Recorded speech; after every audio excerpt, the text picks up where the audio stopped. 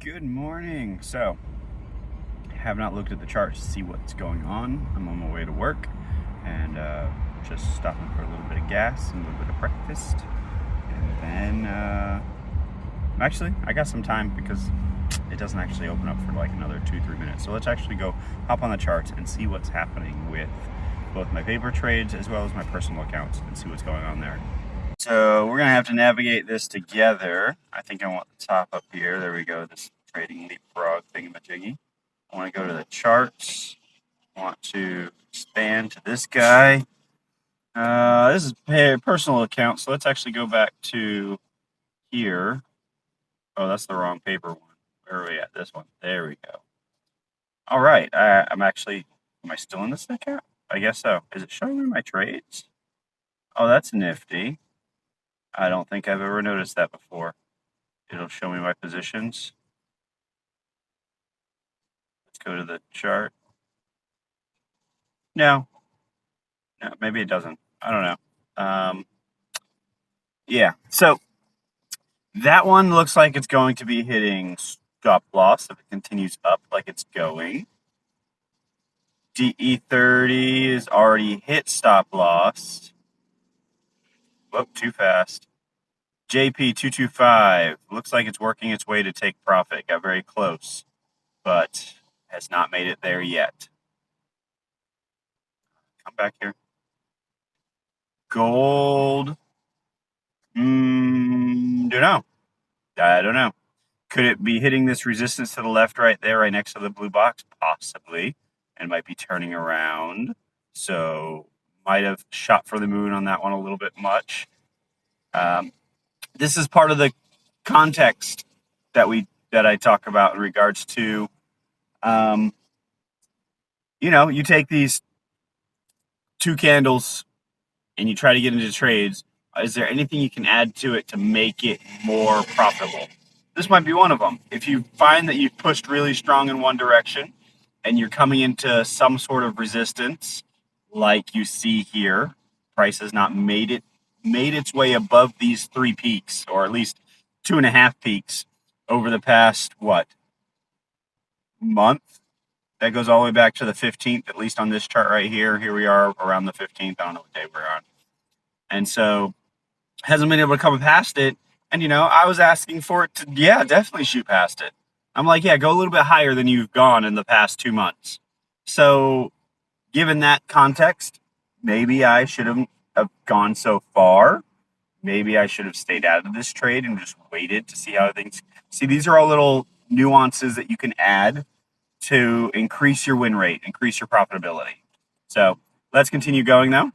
We got plenty of other trades to look at. Silver.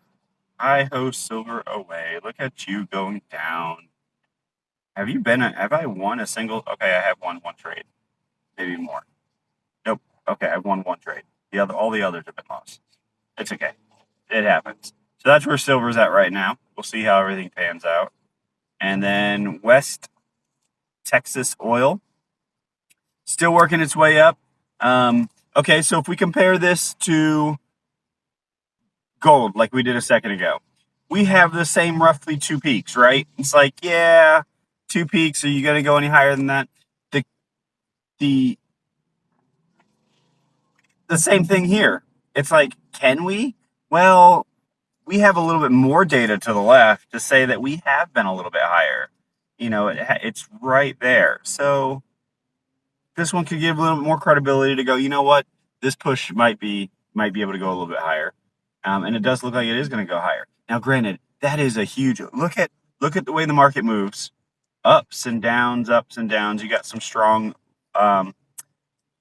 this one back here next to the blue box, starting at the blue box and then coming all the way down. I'm using the blue box as my reference. So that was a long push down. All right, now we're here and we have this long push up. So it's like, I don't know, that push is roughly in line with that. I don't know, can't tell. And the last final, natural gas. Moving its way up. Same thing. It's like, oh, have we hit blue box again? Have we hit this peak that was a previous support, now resistance, and now it's turning into resistance again? It's possible. But with this trading strategy of just blindly getting in at the next candle based upon the previous candle, who cares? Not even looking at market structure or anything like that, trend or news or whatever. I'm just trying to test out to see what the end result is after a month. So far, I've been hovering either a little bit in profit or a little bit around break even, whichever one it is, and I have not detrimentally stripped this account of its funds, which unfortunately most traders do in their first 90 days of trading. So I don't know. At the end of this, I'll be a third of the way of the 90 days, and we'll see if I'll strip the funds away from it. Maybe I should continue going 90 days out just to actually track first 90 days, losing 90% of your account. Maybe I'll continue doing this for, another 2 months after that, just doing the exact same thing. 2 candle, that's it. And on these pairs right here, using the same percentage amount, I think the TradingView account stays with me. So it's not like it closes it, even though it's done with the competition. So I don't know. I might have to look into that. Yeah, so that's where we sit right now. I didn't look at the actual account balance to see where it's at. I think it's pretty good. We'll see. I don't know. We actually didn't look at my personal trades either, which is fine. I'm not too concerned about them. 9 o'clock will roll around for all the ones that I got kicked out on for the actual competition. I'll go ahead and hop back into something based upon those, as long as there's not like an indecision candle. If there is a small body with equal wicks on either side, or relatively medium body with equal wicks on either side, I'm going to stay away from it. Just because, to me, based upon just candle reading to begin with, that does not give me a warm and fuzzy that's going to go one way or another. If you start getting a strong closed body, even with a really tall wick on the top, strong closed body on the bottom, that looks like should go down the next one. Even if it was a strong closed body on the top with a wick on the top, it's like, depending on the size of that wick, that still may go up. So if you just look at the charts and look at one candle and then the next candle, and you will generally see that when you have a decent candle, decent being subjective, that's what you're going to have to go onto the market to see, you generally have the next candle that follows it. And so if you just use that as the starting point of getting into trades, you'll be surprised how successful you can find these trades to get into and how often they'll win for you. Now, granted, some of these candles, you get a bullish candle, the next bullish candle may still only cover half the distance of the previous candle. Okay, cool. How do you maximize that? How do you find that to be profitable? Just knowing that right there. Well, you can drop down the lower time frames and find other ways to get into the market to try to capitalize on that small movement, that small closure above the previous candle's close. Because that's basically what you're looking at.